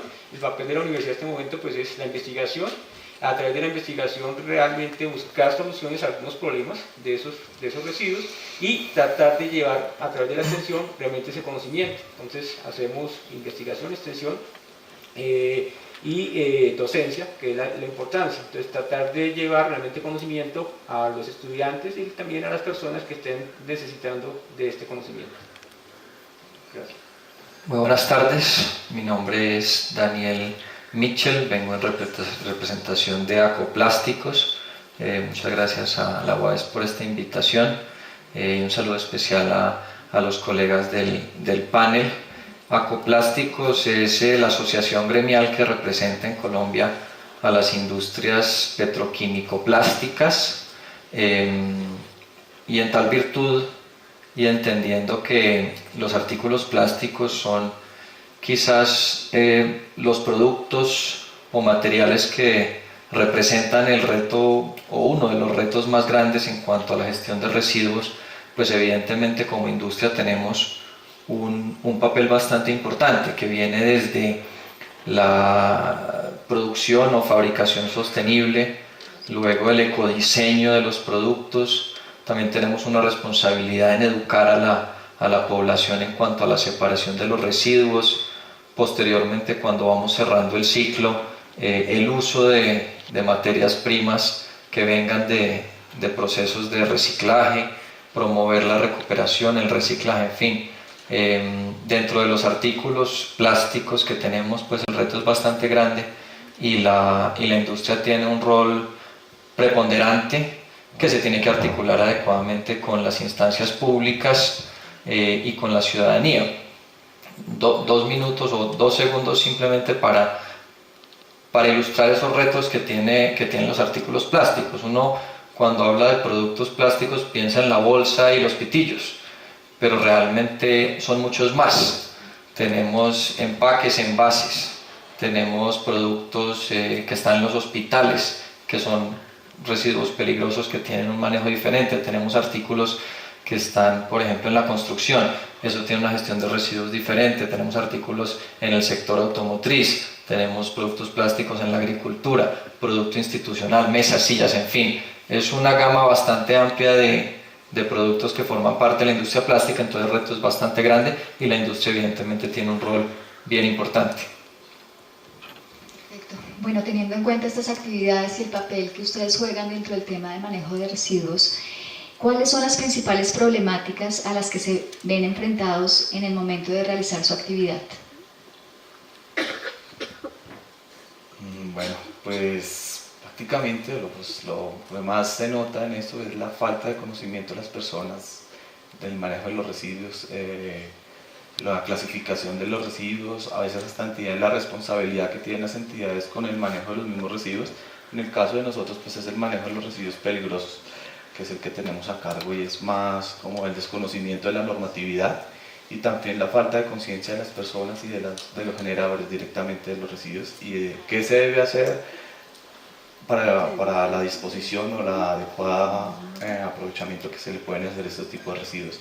En el caso mío pues manejamos todo lo que son residuos peligrosos y pues esto cuenta con unos programas post-consumo que a veces muchas personas no conocen cómo es el funcionamiento de estos programas post-consumo y para qué sirven y qué están enfocados o para qué fueron creados. ¿Qué están haciendo ustedes para dar a conocer esta información? Bueno, nosotros contamos con un programa que se llama Colecta, desde la campaña inició desde el 2013 y en esta administración pues hemos decidido implementar, intensificar o que la gente conozca este programa que cuenta la Secretaría de Ambiente. Este programa pues está enfocado inicialmente empezó y se creó para que el sector residencial pues tuviera unos lugares de disposición de estos residuos o de recolección. Entonces esos puntos se hicieron, hay 27 puntos ahorita en la ciudad puestos por la Secretaría de Ambiente, que están distribuidos en toda la ciudad y están a disposición de todas las personas para que allá lleven este tipo de residuos. Entonces lo que estamos haciendo en esa administración es ampliar más la cobertura de estos puntos, hacer que las personas los conozcan, que sepan cómo funciona, para qué están hechos, qué residuos pueden llevar a estos lugares. Estamos haciendo capacitaciones también en la parte de las entidades, porque pues es una responsabilidad de todas las entidades, tanto públicas como privadas, de hacer una gestión adecuada de estos residuos. Estamos haciendo capacitaciones porque también vemos que muchas entidades no conocen cómo se hace, entonces nos estamos acercando a ellas también con base en la colecta. Hemos hecho campañas enfocadas a las empresas para recolectar todos esos tipos de residuos que generan las empresas, ayudarles a que las gestiones de una manera adecuada conozcan. Y pues empezamos el año pasado haciendo la primera reciclatón.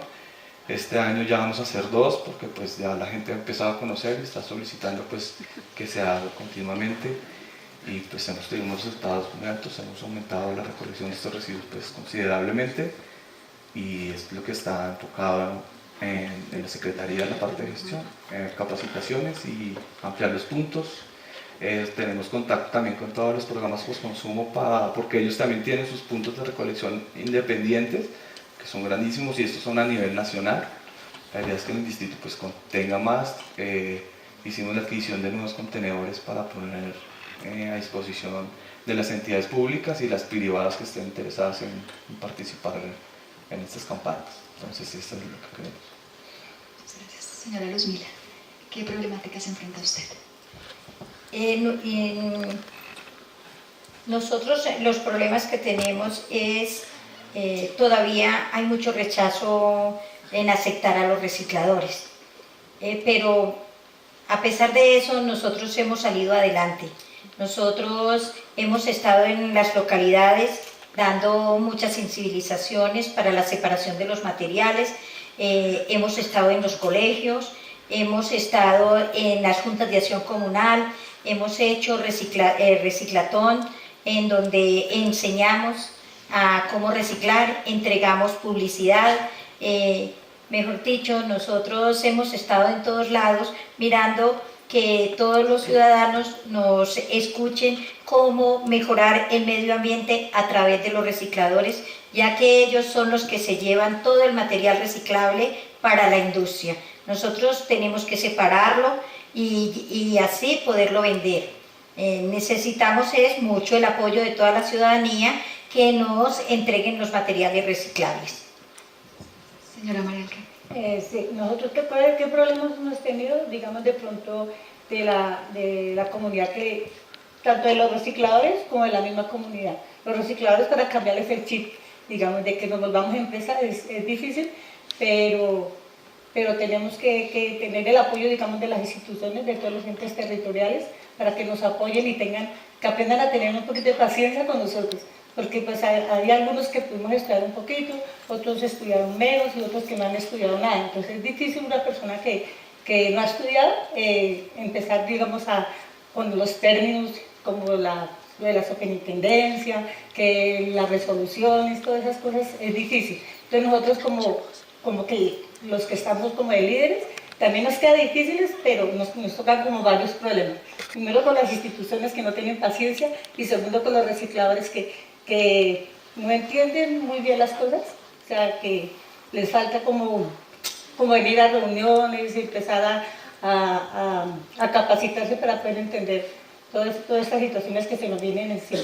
Porque no es fácil hacer empresa, no es fácil, uno todavía acostumbrado como a manejar su plática en el bolsillo y volverse empresa de la noche a la mañana siempre es difícil, pero si nosotros nos ayudan y nosotros le ponemos toda la energía que nosotros queremos y el amor, lo lograremos. Estaremos formando empresa como está Cineamore, ya está reconocida primero en Mochuelo, segundo en Bogotá, ya está reconocida en muchas partes y y yo sé que vamos a salir adelante con la ayuda de ustedes, con todos los usuarios también, para que desde sus casas también empiecen a hacer la separación y a comprender que entre todos vamos a lograr que Bogotá sea mejor.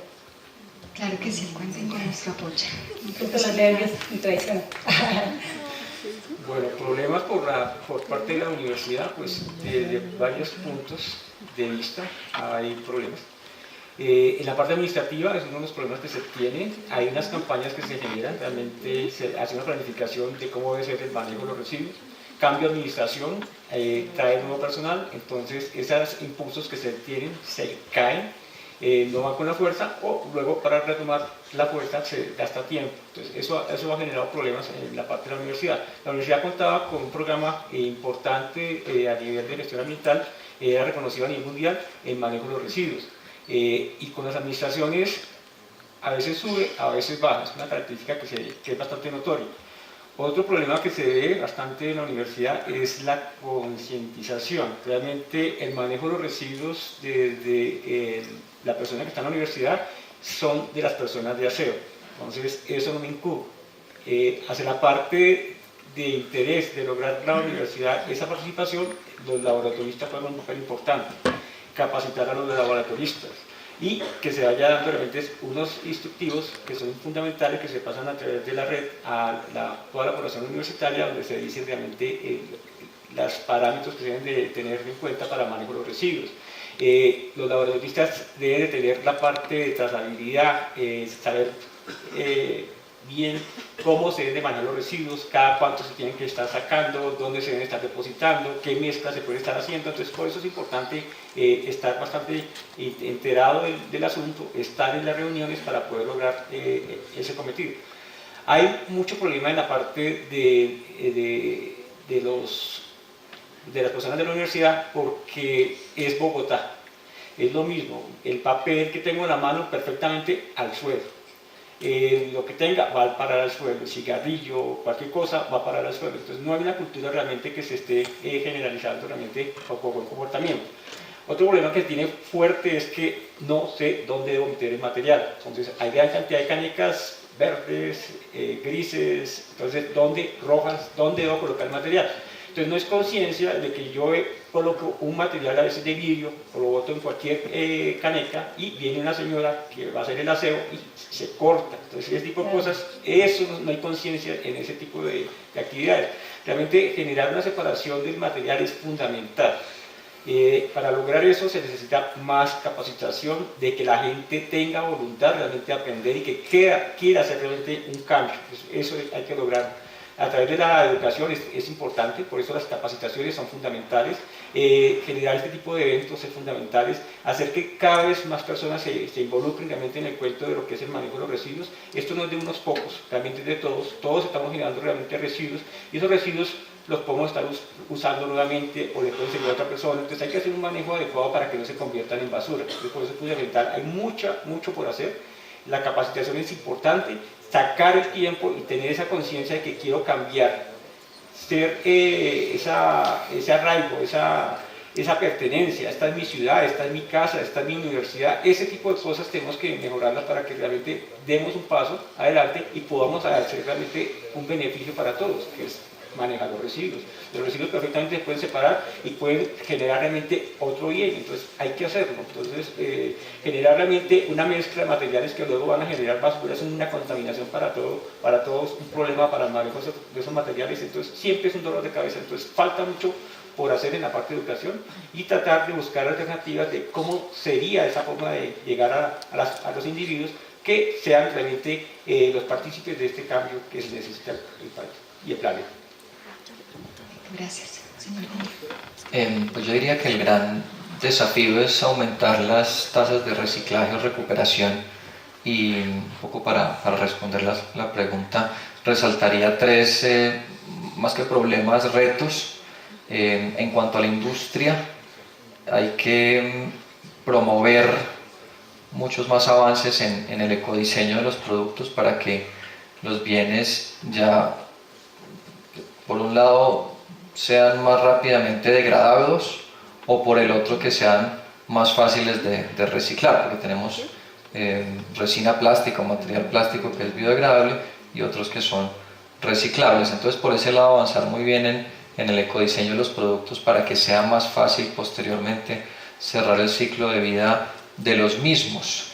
Y para promover ese ecodiseño se requiere de la labor de toda la cadena, no solamente del que hace por ejemplo un empaque, sino el que utiliza ese empaque para poner un producto, un yogur, un queso, un shampoo, en fin, cualquiera de esos. También esa empresa tiene que priorizar el ecodiseño y posteriormente el consumidor, que el consumidor valore que un producto tenga unas condiciones que posteriormente sean más fáciles para su reciclaje. Un segundo, evidentemente la educación, creo que todos lo han mencionado, una mayor cultura de disposición de los residuos y de separación de los residuos, creo que eso es fundamental, y en Colombia creo que tenemos también bastante camino por recorrer en ese sentido.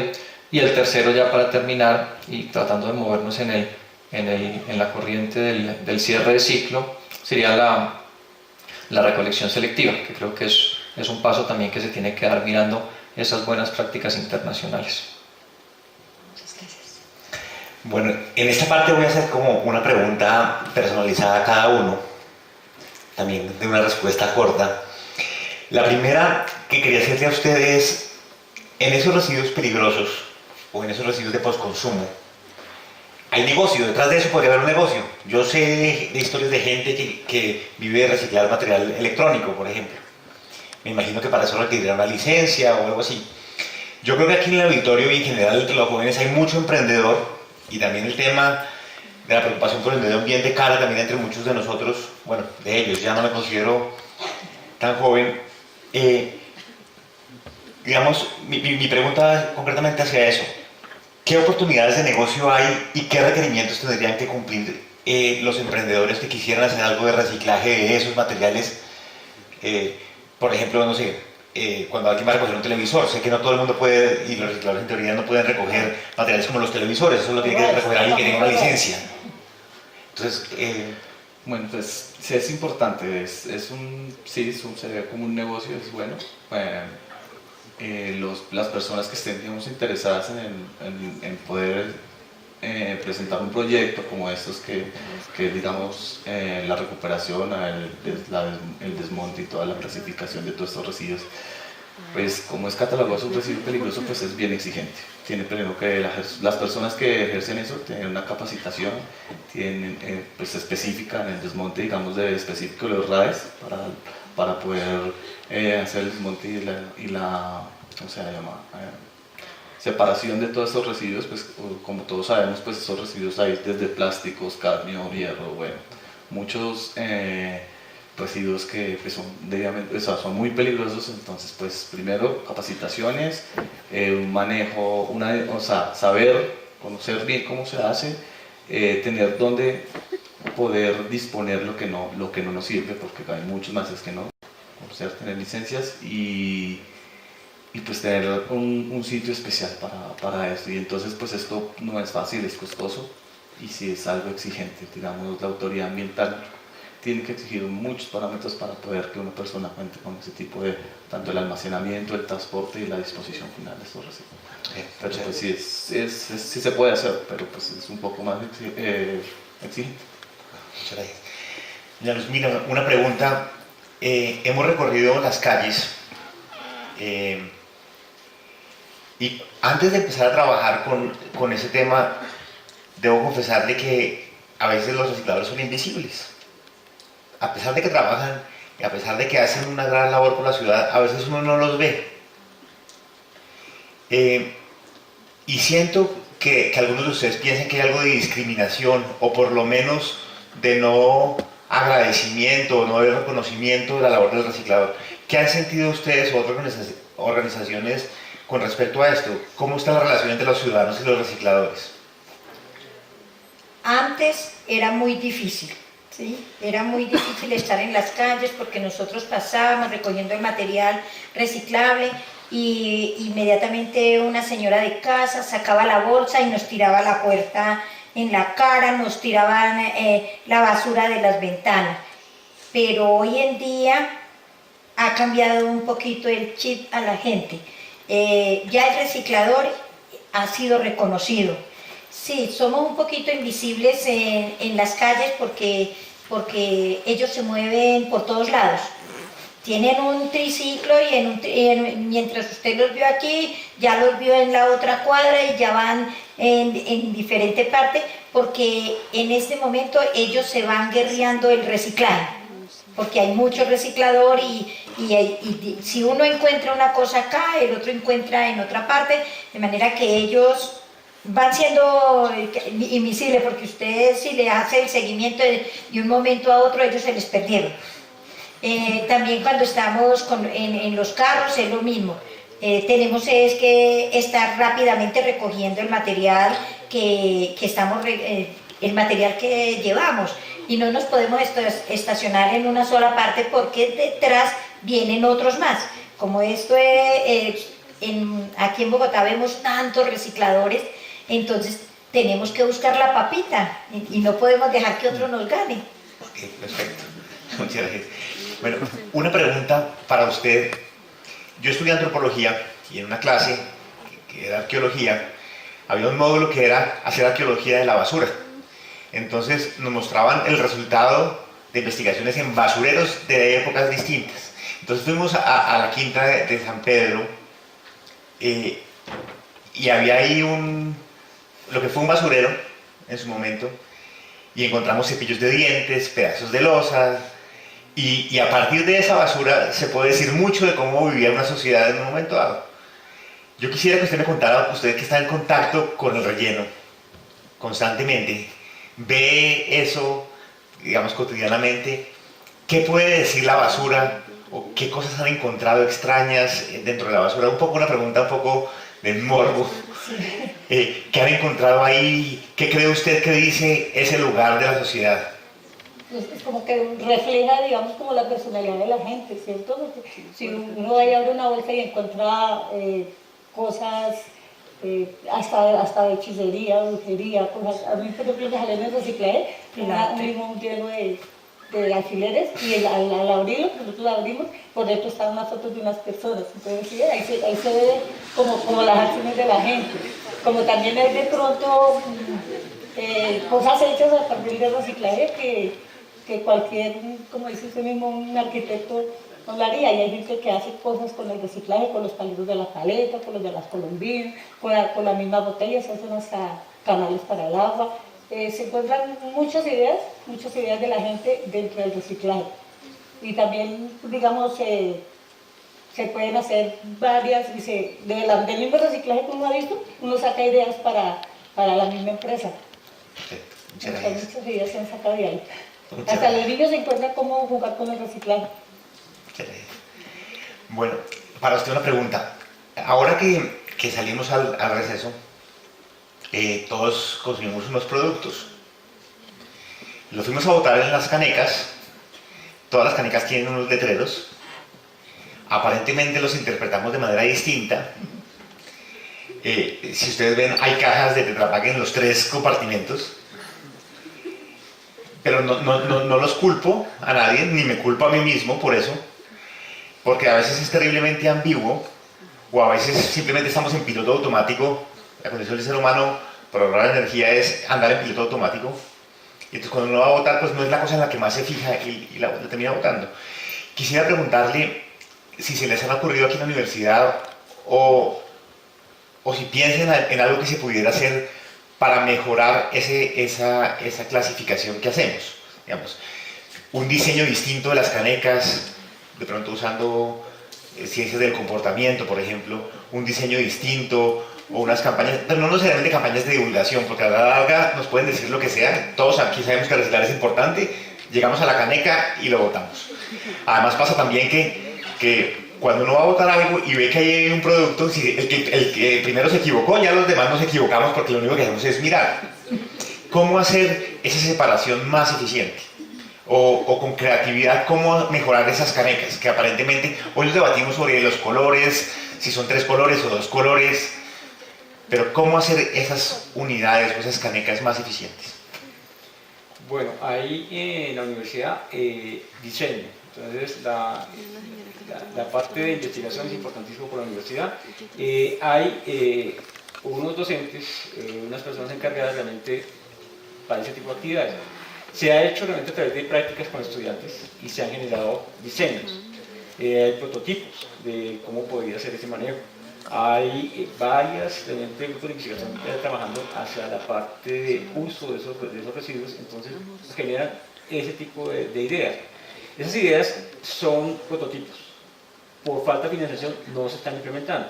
Entonces, una tesis, una pasantía que están haciendo, entonces hay una investigación muy puntual. Sí se ha hecho investigación sobre la parte de cómo debería ser el manejo para la ciudad universitaria, el tipo, el sitio donde está colocado ese material donde se va a estar utilizando esos recipientes, donde se va a estar utilizando para recolectar todos los materiales, se ha pensado la ruta de recolección. Entonces, todo tipo de cosas, dónde debe estar, cómo debe estar ubicado, las disposiciones, hasta los colores. Hay estudios realmente que han hecho varios estudiantes sobre cómo mejorar realmente esa percepción del individuo común a generar realmente un manejo de esos residuos. Se ha visto eso, realmente se han tenido tantos problemas con la parte de recolección de unas basuras, a veces se barren. En vez de recoger solo hojas, estamos recogiendo papeles, vasitos, la pajilla esa para voltear, papeles de dulces, todo ese tipo de cosas, y eso pasa para compostaje. Entonces hay problemas con esos manejos de los residuos. En la parte de las cafeterías tenemos problemas que a veces se dice, en la parte cocina de ir en un lugar, el tamaño para levantar tiene que ser tantos kilos, entonces todo ese tipo, entonces se olvida, la gente lo hace rápido, van con cubiertos, entonces todo tipo de cosas se ha visto cómo se les plantea a los estudiantes cómo puede generarse que no lleguen cubiertos a las canecas, que llegan al compostaje, que no lleguen jeringas, la parte de veterinaria, enfermería, todo lo que tenían aquí, medicina, ontología, y encontramos el material que no debería estar, una jeringa, entonces peligroso. Entonces, todo ese tipo de cosas genera curiosidad, y sí se han generado prototipos, se han visto realmente materiales, se ha trabajado con diferentes tipos de materiales, pero quedan como prototipos. Ese tipo de financiación hace falta realmente para dar realmente una salida de esos materiales y generar realmente una mejor percepción del usuario para usar realmente para disposición de los materiales. Cuando solicitamos algo en especial, hablamos con algunos docentes y nos colocan y nos dicen, nos ayudan para el volteo, para el manejo, para transportar el material. Se han hecho ya investigaciones aquí en la universidad para manejar residuos sólidos, líquidos, mezclado líquido con sólido. Entonces se tienen ya algunos diseños dentro de la universidad que se están usando. Tenemos problemas con la parte de la coloración de los recipientes, hemos tenido mucho problema, que son ordinarios. Lo que digo, falta mucho saber realmente por el individuo en total qué es, dónde debe estar el material. Entonces, no hay interés. Pero sí hay interés en la parte de investigar. Cada estudiante que llega quiere hacer algo, pero queda ahí, falta impulsar esas ideas. Muchas gracias. Bueno, esta pregunta. Yo reconozco que la industria en general viene haciendo un trabajo muy importante en que los materiales de sus empaques sean cada vez más reciclables. Hay cosas en las que aparentemente vamos para atrás. Empacar una piña cortada en un recipiente de plástico cuando ya la piña tiene su propio empaque, pues a veces nos suena un poco extraño. Pero en general la industria ha hecho un esfuerzo muy grande para que sus materiales sean reciclables. Sin embargo, quedan algunos que no. Hay una botella de un jugo que lo mezclan con PVC en alguna parte, entonces terminan no siendo reciclables. Hay una botella de gaseosa retornable que también la mezclan con PVC y termina siendo no retornable. ¿Cuál es el origen, por qué siguen existiendo algunos empaques que no son reciclables?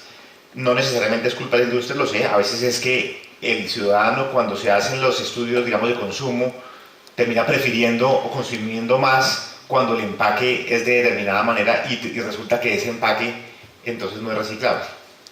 Entonces, mi pregunta es un poco, ¿por qué siguen existiendo empaques no reciclables en la industria? Pues ahí, la respuesta la enfocaría en dos áreas. Una primera más relacionada con la pregunta, y es ¿por qué estos productos llegan al mercado? Pues por mercadeo, fundamentalmente. Uno mira Por ejemplo, en Alemania, un paquete de papitas fritas es un empaque supremamente sencillo. Tiene, creo que, una tinta, un color, una capa, entonces hace que sea mucho más fácil de reciclar. Sin embargo, a la vista del consumidor, pues uno lo compara con un empaque de pronto en Estados Unidos o incluso en Colombia, pues tiene colores, tiene unas impresiones espectaculares, tiene detrás hay un mercadeo importante. Entonces, pues parte de la razón yo creo que es mercadeo. Sin embargo, y para pasar a la otra parte de la pregunta, a través de la tecnología ya se están desarrollando unos avances en que todo es reciclable, todo es reciclable. En este momento todos los plásticos son reciclables. Se habla, por ejemplo, de que lo que llaman el icopor, el poliestireno expandido, no es reciclable. Efectivamente sí es reciclable, el problema es que ocupa mucho espacio y es muy liviano, entonces pues no es interesante en términos económicos, pero que existen las tecnologías para reciclarlo, existen.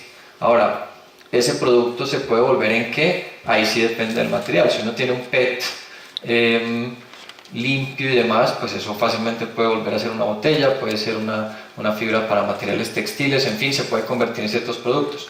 Ahora, si es un producto que ya está más contaminado o es un producto que tiene muchas capas y demás, pues se puede convertir en un bien, llamémoslo más básico, una matera, un separador de vía, unos juegos infantiles, no sé, una silla, una mesa, que son otros tipos de plástico. Nosotros, por ejemplo, tenemos en este momento desarrollos, incluso de empresas colombianas que pueden coger, digamos que del 100% de la materia prima utilizada, más de la mitad son residuos de cualquier tipo, orgánicos, estamos hablando de huesos de pollos, empaques muy contaminados y demás, más del 50% de ese material, luego el restante, algunos aditivos y resinas plásticas, y con eso hacemos plásticos. Entonces, un poco para responder la pregunta en esas dos esferas, pues por un lado hay un tema del consumidor, de que el consumidor no solamente valore una imagen de unos productos, sino que valore que esos productos también sean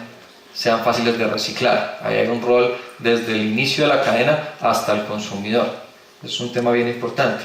Y segundo, las tecnologías sí están avanzando bastante rápido, y en este momento pues todo es reciclable. Tenemos que tratar de promover mucho más que este tipo de desarrollos tecnológicos se vayan dando para que el cierre de ciclo sea una realidad para todos los materiales y todos los productos. Nos quedan 10 minutos, vamos a abrir un poco para preguntas del público. Si quisieran preguntarle a algunos de los panelistas alguna pregunta específica. Ahí, ya les paso el micrófono.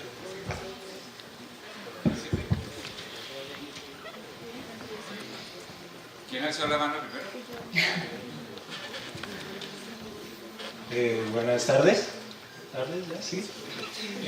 Mi nombre es Heiner Andrés. Básicamente es una pregunta muy sencilla. ¿En qué consiste? Ustedes me nombraron mucho las capacitaciones, ¿verdad? Pero nosotros como bogotanos tenemos como la maña de no ser disciplinados, que básicamente es como el problema en general, ¿verdad? Entonces yo quisiera saber qué tipo de capacitaciones, porque si ustedes me dicen que van a sentar a 20 estudiantes ahí y les van a dictar la clase de cómo van a hacer esto y esto, les aseguro que no va a funcionar. ¿Por qué? Porque nosotros como bogotanos no lo hacemos, a pesar de que lo queremos hacer, no lo hacemos. Entonces, ¿qué tipo de capacitaciones ustedes darían a la población como tal para que pueda reciclar, pueda tener el conocimiento y aplicarlo? Le voy a dar la palabra a Luzmila, que está que se habla, le salen letreros para responder a esa pregunta. Pero quiero responderle una cosa muy rápida.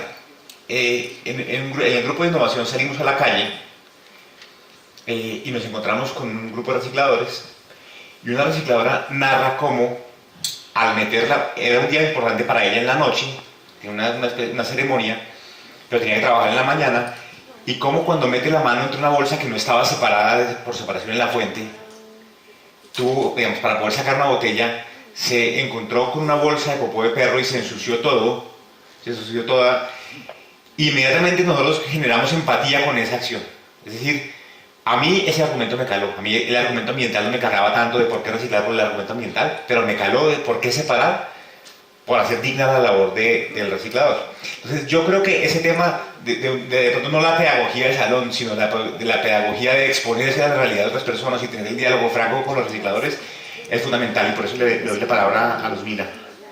Decías que lo de las capacitaciones, estas capacitaciones en los colegios la debemos de hacer muy amena, teniendo materiales que son reciclables, enseñándoles a los muchachos, a las niñas, qué es lo que se debe separar, por qué lo debemos de hacer y qué podemos hacer con este reciclaje.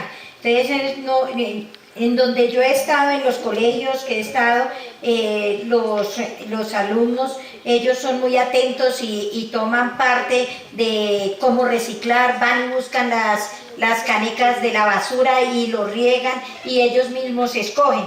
Creo que aquí ha hecho falta es de que venga un buen gestor o una buena recicladora que les diga cómo debemos de hacer para separar los materiales, ¿sí? Y que son estudiantes que ya tienen más estudio que uno, pero uno se busca las maneras de que toda la gente entienda cómo se debe de hacer una capacitación para cualquier evento, porque yo no puedo darle una capacitación la misma a una ama de casa que a un poco de estudiantes, es diferente. Buenas tardes, mi nombre es Juan Pablo Suárez Bautista, yo vengo de la Universidad de Estatal, soy estudiante de Ingeniería Ambiental. Tengo en primera medida algunas preguntas para las representantes del grupo de recicladores, y es que yo tengo conocimiento de que en las zonas del sur de Bogotá, de Mochuela, hay una fuerte movilización de trabajo comunal. Las comunidades se han sabido organizar y han tenido líderes sociales muy importantes que han sabido frentear al distrito. Quisiera saber cómo ha sido el trabajo de ustedes con las comunidades, han podido articularse, los líderes sociales les colaboran, no.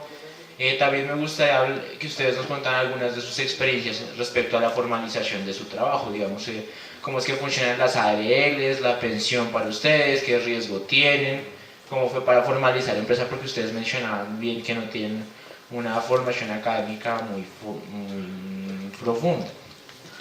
En segunda instancia me gustaría preguntarle al invitado, disculpen, no me aprendí el nombre, el de la derecha, el de residuos peligrosos, y al invitado de la izquierda, el representante de la industria plástica, cómo ha sido la vida de las empresas que se dedican al reciclaje y aprovechamiento de residuos. Hay un mercado muy bueno, funciona, las empresas monopolizan el negocio, ha habido oportunidad de empresas muy pequeñas de prosperar, o es algo muy masificado, y pues creo que en eso es todo.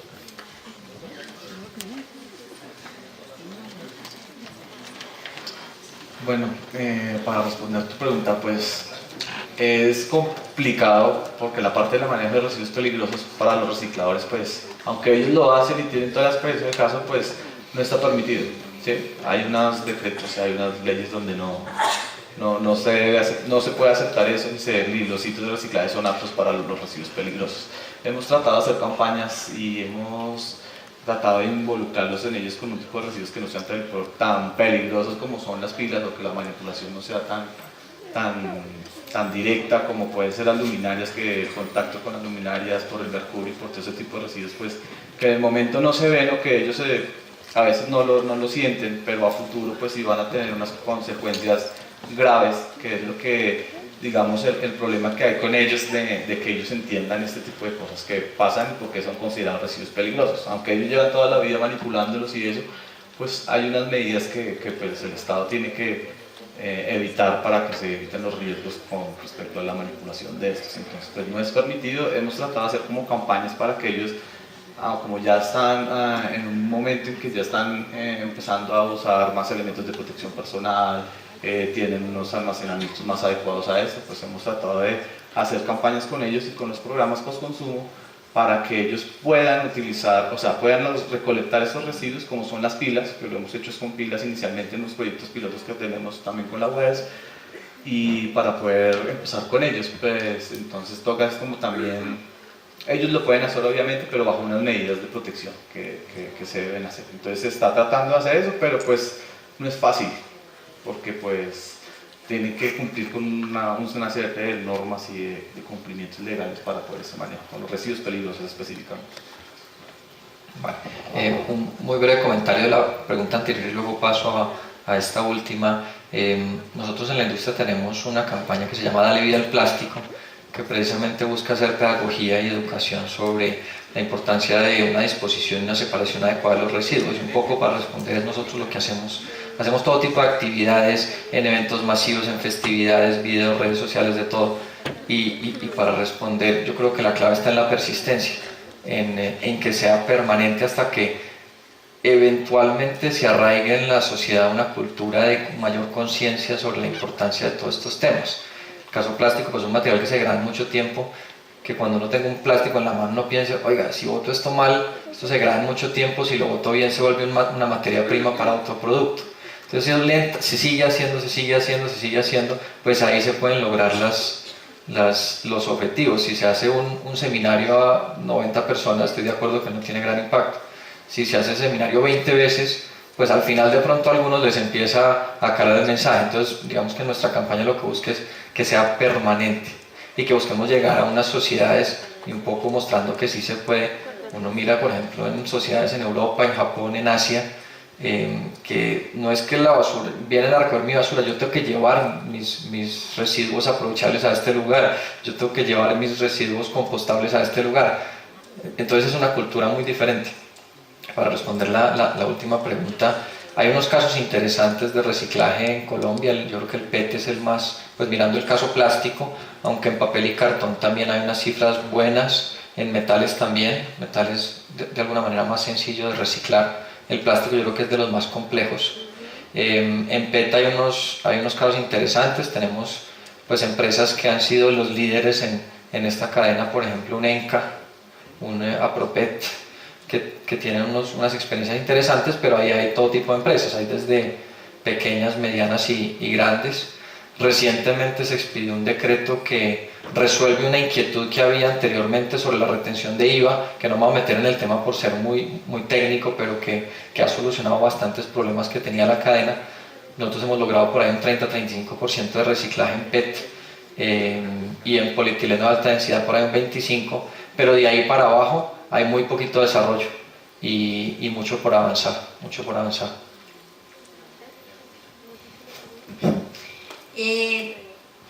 ¿Cómo nos ha recibido la comunidad? Nosotros venimos de hace tiempo trabajando, porque no es ahorita en estos pocos años, sino llevamos muchos años con la organización. Nosotros poco a poco hemos entrado con las juntas de acción comunal, hemos estado puerta a puerta entregando nuestra publicidad de que hacemos la recolección de material reciclable. Por eso en este momento nosotros tenemos rutas selectivas, no solo mi organización, sino muchas organizaciones de Bogotá en donde podemos prestar el servicio de aseo. O sea, recoger los materiales reciclables, llevarlos a nuestra bodega y allí hacerle la separación que se necesita para poder nosotros llevar estos materiales a la industria. ¿Cómo nos han aceptado? Muy bien. Primero, como les decía, nos habían rechazado. Pero poco a poco de nosotros capacitarnos, porque tampoco era decir que nosotros éramos expertos en la materia, no. Nosotros veníamos recogiendo material en las calles, llenábamos en ese tiempo, pues nosotros manejábamos una carreta, o sea, una zorra de atracción animal, y ahí recogíamos nuestro material, nos íbamos para la casa, allí lo separábamos. Y a través de que hemos venido avanzando, mejorando, la gente nos ha aceptado muy bien y esperamos que todos los que están aquí también nos acepten a nosotros los recicladores y puedan ayudarnos a hacer la separación bien tanto en el colegio como en nuestras casas. Bueno, disculpen, una última pregunta y hacemos un taller muy corto, mientras llega la subdirectora de Fomento Económico de la Universidad Nacional, que se le dé mucho a este evento, y para hacer el cierre. Entonces, la última pregunta. Buenas tardes, mi nombre es Gabriel Camargo, soy de la Universidad Nacional. Tengo una pregunta para Daniel. Concretamente, ustedes como agremiación de productores de plástico, ¿tienen una especie de, no sé, como de plan de desarrollo o como unos plazos para migrar de ciertos productos plásticos a productos biodegradables que sean, por ejemplo, de difícil procesamiento para reciclaje? Me refiero, por ejemplo, al polietileno de baja densidad que se usa para empaques de plástico que son de un solo uso, por ejemplo, los dulcecitos o cosas de ese estilo. No sé si hay como un acuerdo como, bueno, nosotros como empresas productoras para este tipo de empaques vamos a migrar a biodegradables porque son muy difíciles, o sea, digamos, uno no recicla el papelito de Chocobrick. Gracias, sí, muy importante la pregunta. Dos comentarios sobre biodegradables. Un paso antes, cuando mencionaba al principio sobre la industria plástica, comentaba que hay todo tipo de productos plásticos. Uno tiene tubería, uno tiene tejas, uno tiene una cantidad de materiales que son como un poco diferentes en cuanto a la gestión de los residuos. Si nos concentramos en lo que mencionas, los plásticos de un solo uso, si el uso de biodegradables fuera la solución para todos los materiales, creo que ya habríamos llegado a eso. Es una solución en muchos de los casos. El gran problema que tiene es que es más costoso. Entonces, si eventualmente se llegara ya sea a unas tecnologías que reduzcan los costos de los biodegradables o que se valore tanto que sea más rápidamente biodegradable por parte del consumidor, pues sí se puede de pronto evolucionar hacia allá. Por lo pronto, pues uno sí ve que permanece mucho más el producto que es reciclable. Y hay unos materiales reciclables que, como lo mencionas, son más fáciles de transformar nuevamente que otros, a pesar de que todos de alguna manera sí se pueden reciclar. Hay una norma que se está moviendo actualmente en Colombia, se mencionó en la anterior presentación y existe en otras partes del mundo, que es el de responsabilidad extendida del productor. Se espera que eso se expida en los próximos meses. Eso realmente puede cambiar bastante el campo de acción dentro del reciclaje de los plásticos, porque de alguna manera pone sobre las empresas que ponen los productos empacados en el mercado unas responsabilidades sobre el reciclaje o la recuperación de los mismos.